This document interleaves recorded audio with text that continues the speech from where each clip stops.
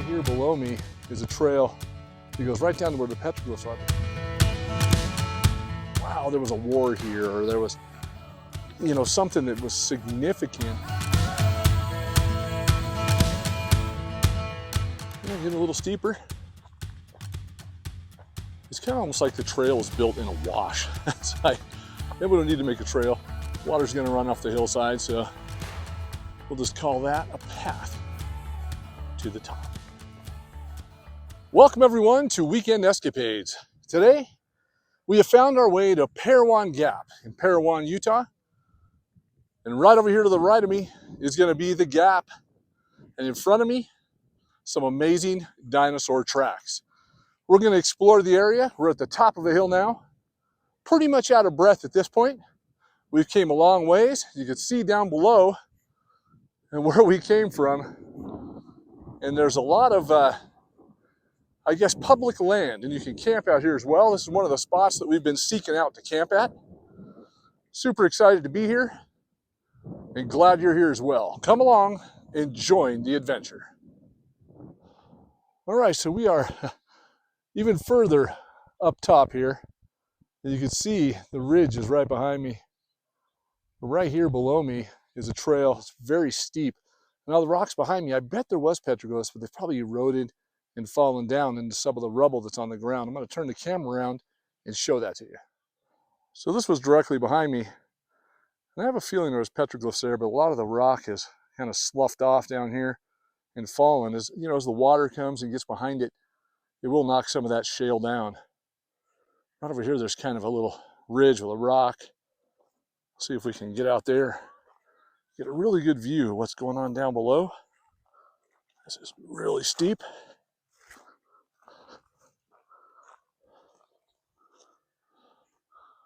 And that's looking down to the parking lot where we parked.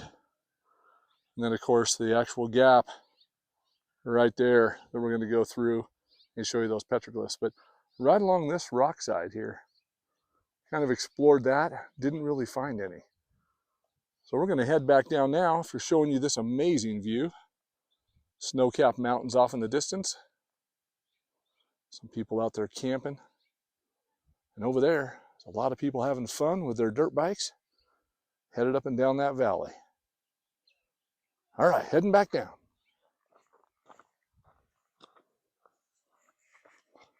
We're walking up to the information placards. Right down here by the parking lot.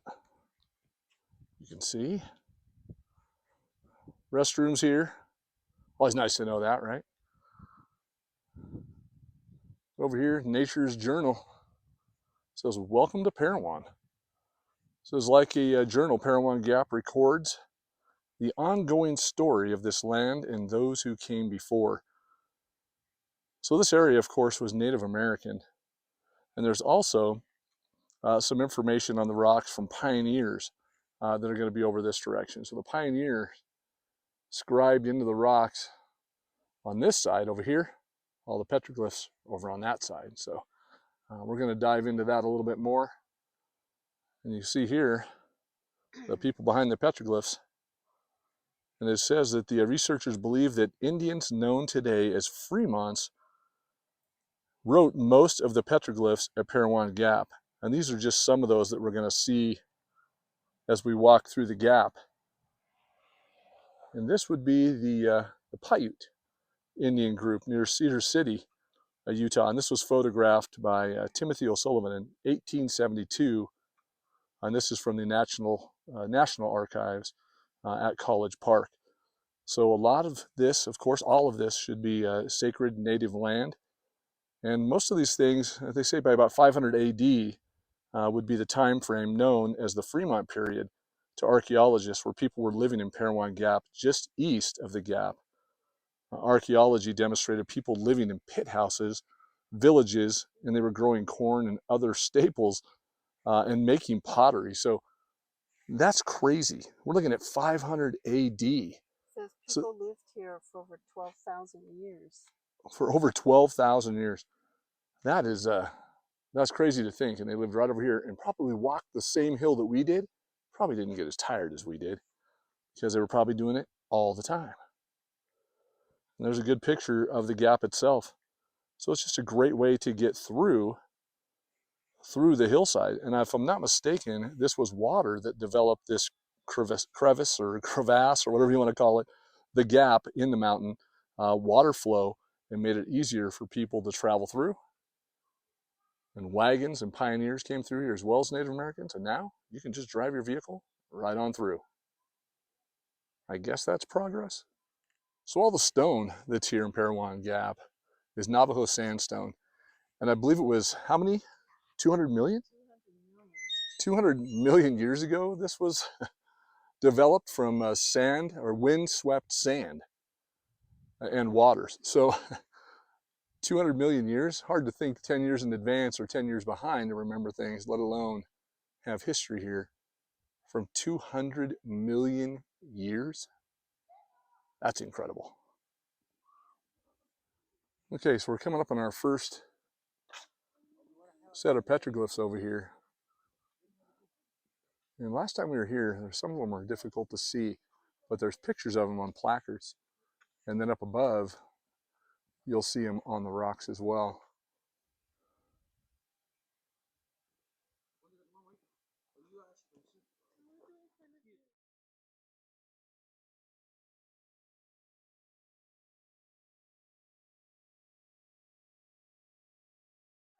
So this right here, this rock is significant.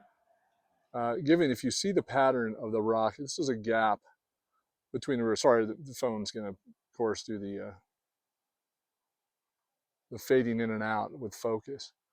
But there's a few descriptive things. Let me see if I can expand it even more. So if we look at what's up there, so that right there, I'll show you what that is. And then also here. So we can call those out. And there's also one there in the middle that shows corn stalks. We're going to corn.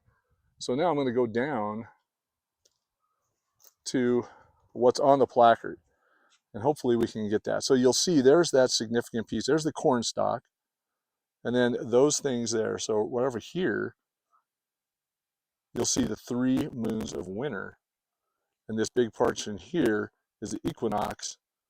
But all of this shows the narrows in the valley behind the narrows. So the narrows of Parowan Gap and then the valley behind the narrows and the summer solstice. So it's really interesting how all of these things, of course, through history, and the Native Americans have said that's what these things represent. Sorry, it's a little bit bright today, beautiful day. But interesting because that's exactly what we're seeing up there, and then they figured out what those drawings were all about.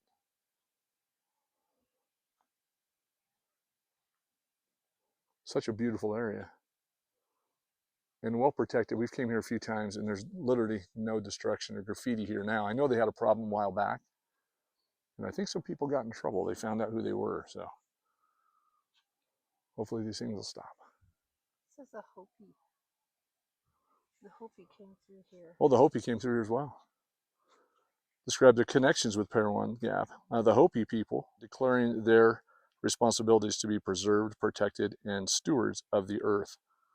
And this is a couple things that represent that. So this must be a sign of their involvement in the area as well. All right, let's look at some more. You see as you move around, it's all fenced, and over here is a cave that's been fenced off as well. We can get right up to it. And we'll see if we can film a little bit inside without trying to get in the cave. Climb up a few rock steps here.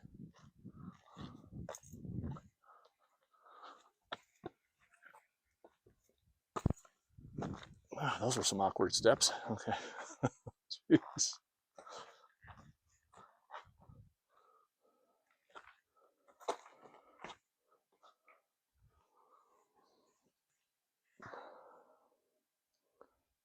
So it looks like there's a cave and it goes back in the rock there for a ways. But really what this looks like is a bunch of rocks slid and made this cave. Maybe this is just a location where they stayed or hung out for protection.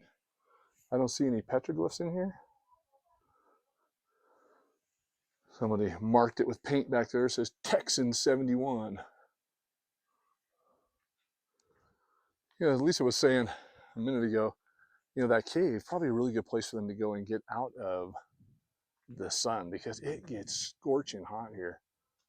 Now this rock is a little different. See how dark it is, but you can still see a lot of the petroglyphs all the way up on this. Try to get some of these others in frame. The gimbal doesn't like to go up that much. And that gimbal does not like to go up too much. It always wants to go back to center. So I'm still trying to work with it on how to get some of this center frame as it kind of freaks out a little bit here and there. There you go. You see that one there. Some of these things are just names somebody scratched in there, but not the ones back there. Those are all originals.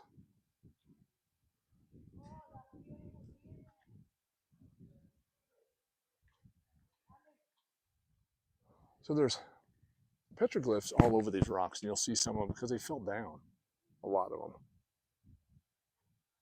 But you can see them all over the place. So a lot of people walk by here and they only go where the fence is. Then all of a sudden you'll be out here in the open. You can see people have made a path. They go up here and look because there's more up there. So people will find their way up there, but they say you're not supposed to touch them. It's like the hand oil can destroy them.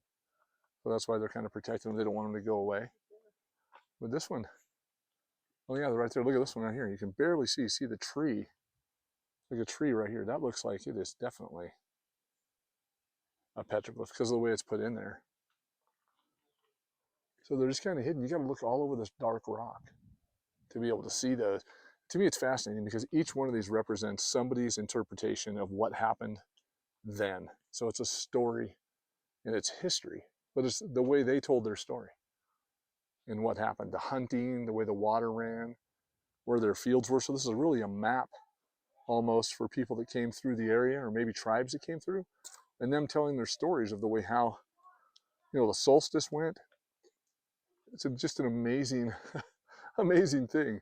Now we used to write on paper, and we used to do all kinds of things on tablets, and now probably put it in notes on your cell phone. Not back then. So this area here, pioneer names, and you'll see some of the things in here. This is from pioneers that traveled through the area. 1887, 1882. Now there's got some crossbones. You can see them. It looks like it says 1839. Somebody made reference into one of these videos that I believe it's one of these names, maybe it was Hyatt, was one of the oldest living people in Parowan. If I'm not mistaken, but I saw a comment on one of the videos that we had put in. So I'm going to go back. There's a placard over here as well. I'm assuming a lot of these are more current. 93, 76.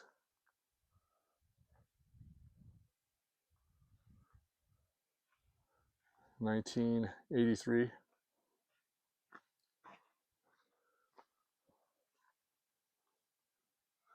Who knows what that said, but that was $11.25. Huh.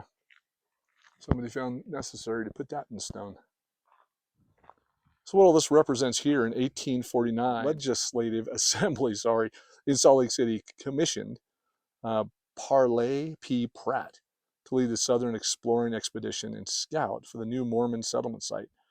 They camped at the site that would become the town of Parowan and erected a flagpole that still stands today. There's the Parowan Tabernacle. It was built in 1867, and that's still there. And look at that.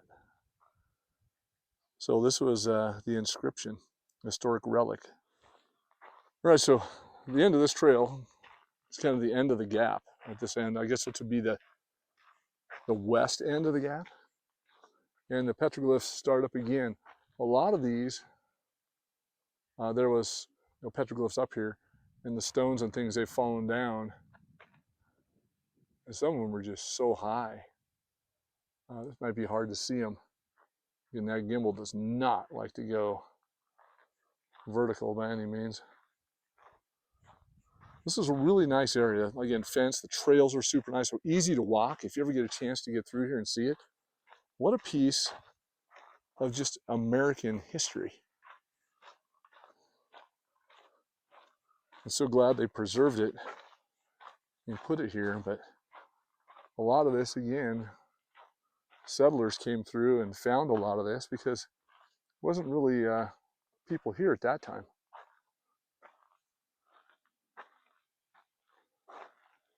Here's that. Look at that big one. That fell off the side up there, you can tell. There's supposed to be some really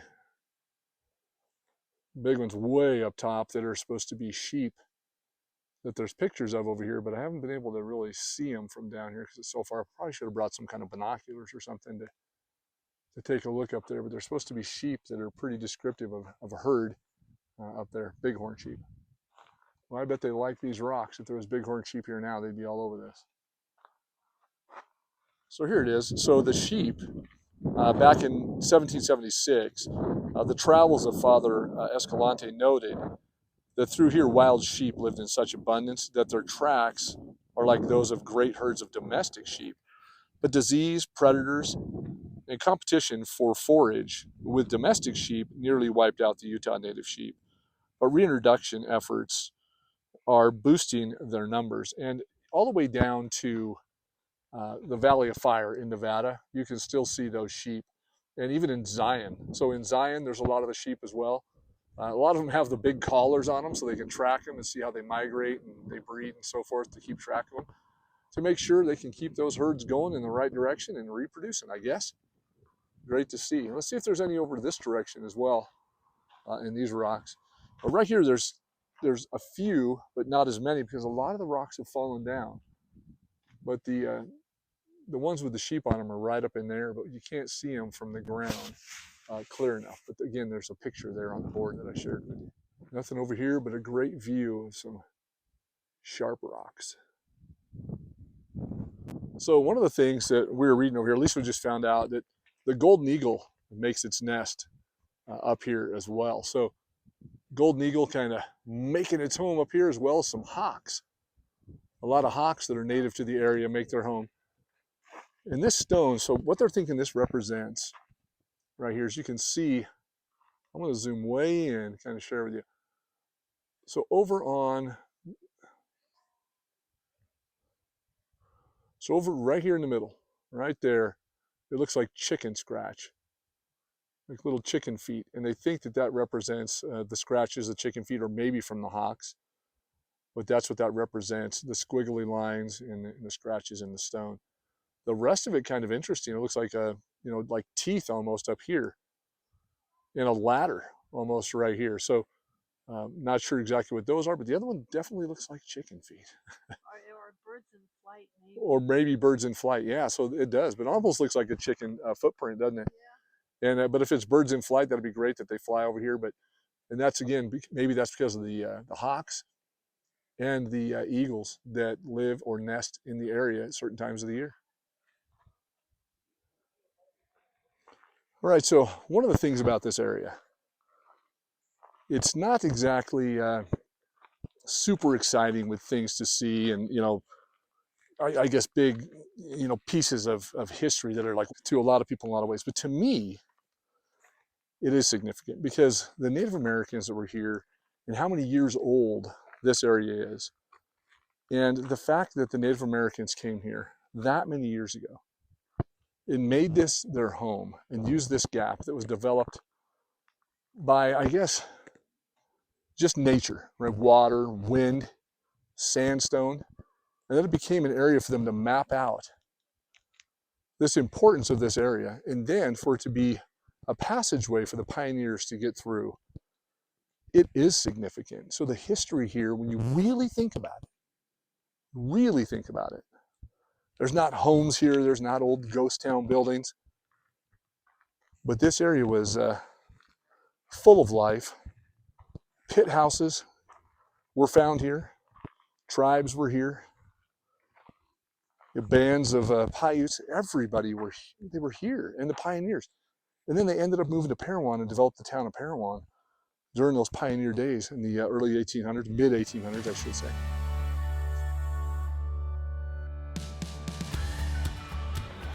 All right, we've made our way over from Parowan Gap to the dino tracks. One of the things you'll notice, the quality may be different. Had to switch cameras, had a little bit of a camera problem in the middle of talking about Parowan Gap a minute ago, but we did make it over here to the dino tracks. You'll see here it's a preservation. The dinosaur tracks are quite delicate. Even though they are made of rock, they can break and are subject to vandalism. Below is a picture of the same hadrosaur track in 2010 and then in 2011. By 2011, some had broken off. So there's the picture of the track there. And now here, just a piece of it's broken off. But that's how they were formed. The dinosaurs walked through mud and they left footprints. Those footprints would eventually fill with pebbles and sand, and over time hardened into rock over millions of years ago. And we're literally right below this mountain range. And there's the eagle that we talked about earlier, and the falcon, the birds that live in the area. So birds of prey. Let's go see if we can discover some of these dino tracks. Right here, you'll see the indicators. Follow those metal dinosaur tracks. Boy, the picture on the placard of that mountain, when you see it in person, it's even more majestic. That is way up there. Really smooth rock too at the top. We're making our way through this forest of stones to find these dinosaur tracks. Oh, there we go. This way. And another dinosaur track going over here.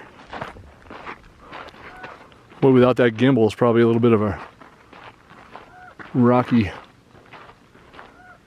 job on the camera. Tell you, that gimbal's been a little temperamental ever since we started using it.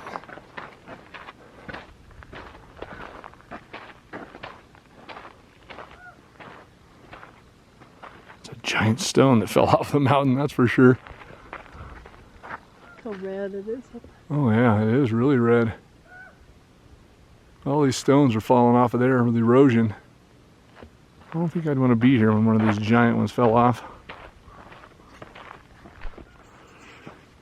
Just looking at this stone compared to that one over there. That one's all sand.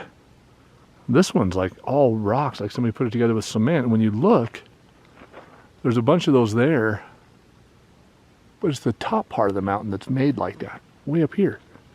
You can see it's kind of, it looks smooth, but it's actually rough with tons of small rocks.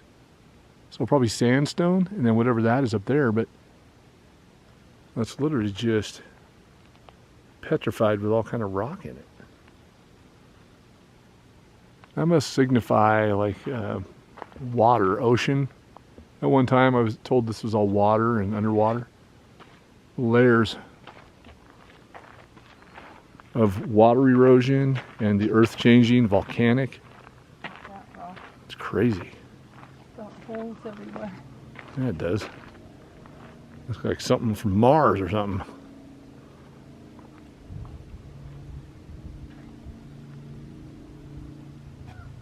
Just water eroding sandstone. Very porous. Looks smooth. It's very porous, like sandpaper. Okay, so we're looking around. Here's another dino track right over here. So it must be over here somewhere. Here's a track right here. Does that mean we need to go up? All right, it's a dino track mystery. So there's these little dino tracks everywhere. Metal ones, you know, for us to look for dino tracks, but I don't see a call out for the actual tracks. It's probably me, probably overthinking it. But I don't see dino tracks anywhere. But I figured on these smooth rocks up here that there would be dino tracks.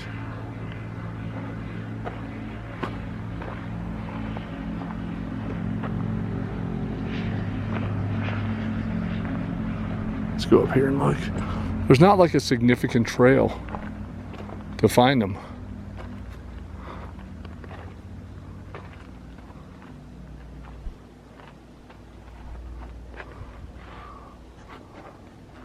A lot of big rocks. All right, we've scoured a bunch of rocks. I don't see any dinosaur tracks. It's kind of disappointing. It's got to be here somewhere. You know, you follow the trail because you figure everybody's come up here and seen these. So it's got to be on the beaten path, and there's these little metal three-fingered, three-clawed tracks, but no real dino tracks. Where are they? It's like an Easter egg hunt, but different. Wait. Hang on. Maybe we found something hidden way up here in the rocks. Lisa spotted a dinosaur track pointing at something. I don't know if I see a dinosaur track. It might be in there. You see it? No. No. Well, that's not good. What do we got? I don't know. There's the dinosaur track. I want to see one. Let's go. Is that like a scratch from a... Is that it? This? I don't know. How would you even... No. I'm telling you, that'd be, if that's what you're selling, I'm not buying. But, maybe it's just eroded. Maybe at one time that was a beautiful dinosaur track. From a beautiful dinosaur. But, now it is just a rock. Am I missing something?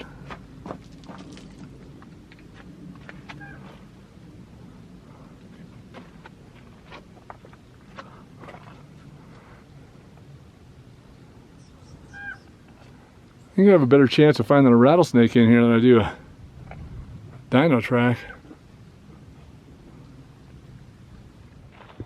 Okay, so after touring the rocks and the hillside, beautiful weather. I gotta throw that in there. Beautiful weather.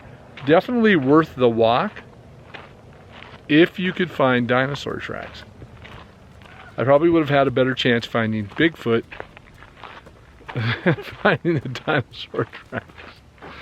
We looked all over in all the rocks, and the little metal dinosaur tracks that were showing us where they were, they just kind of stopped, and there's just nothing there. So anyway, we're gonna go back and look at the placard, see if we got a picture of the rock, because maybe it's just eroded, maybe it's just gotten really bad. There's been some harsh weather.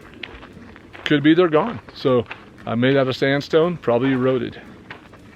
So we're going to take a look at that and head on down the road. And until the next adventure, goodbye from Weekend Escapades. Dinosaur tracks.